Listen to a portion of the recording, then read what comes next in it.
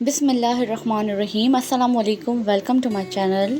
आज हम बनाएंगे बहुत ही मज़ेदार और रेशे वाले शामी कबाब की रेसिपी, जिसके लिए सबसे पहले हमने बगैर हड्डी का यहाँ पर गोश्त लिया है आधा किलो, और इसमें हम ऐड कर देंगे 1 कप भीगी हुई चने की दाल।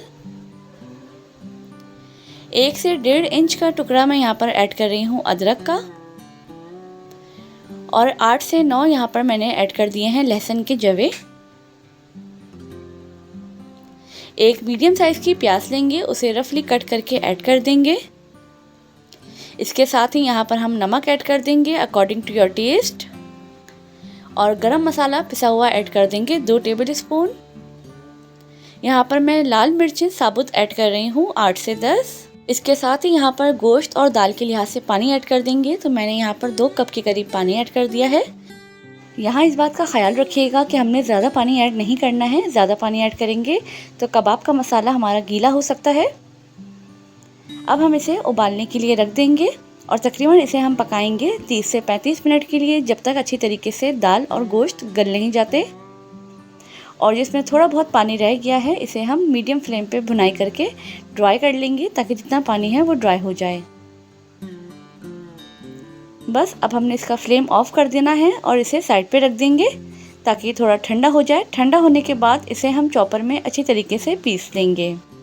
इसके साथ ही यहाँ पर मैंने पुदीना और हरी मिर्चें बारीक कट करके यहाँ पर ऐड कर दी हैं। आप चाहें तो इसे कबाब के मिक्सचर के साथ ही पीस सकते हैं। और एक यहाँ पर मैंने अंडा ऐड कर दिया है। इसमें मैंने हरा धनिया ऐड नहीं किया है, अगर आप लोगों को अच्छा लगे तो आप लोग ऐड कर सकते हैं। इसके बाद इन सब चीज़ों को अच्छी तरीके से मिक्स कर देंगे। हमारा मिक्सचर जो है बहुत ही ज़बरदस्त बना हुआ है, ना ही ज़्यादा गीला हुआ है और ना ही बहुत ज़्यादा टाइट है। अगर आपका मिक्सचर थोड़ा गीला हो जाता है तो आप उसे फिर थोड़ी देर के लिए फ्रिज में रख दिएगा, ताकि फिर उसे हैंडल करना आसान हो। तो अब हम यहाँ पर नॉर्मल साइज़ के कबाब के शेप्स बना रहे हैं, और इसी तरीके से पहले सारे कबाब्स जो हैं हम बना लेंगे।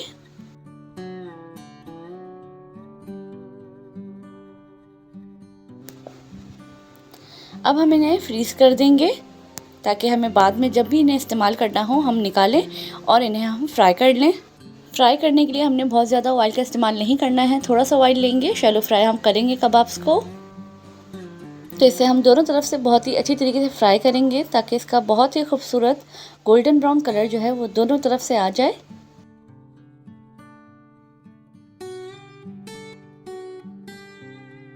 कबाब्स जो हैं वो हमारे फ्राई हो चुके हैं, तो हम इन्हें निकाल लेंगे।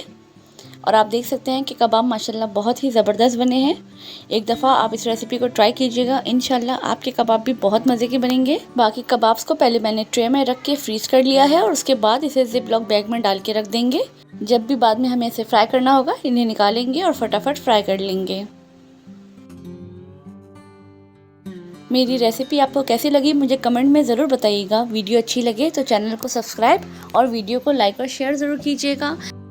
मेरी कोशिश होगी कि मैं आप लोगों के लिए बहुत अच्छे वीडियोस लेके आऊँ। Thank you so much for watching. अल्लाह हाफ़िज़।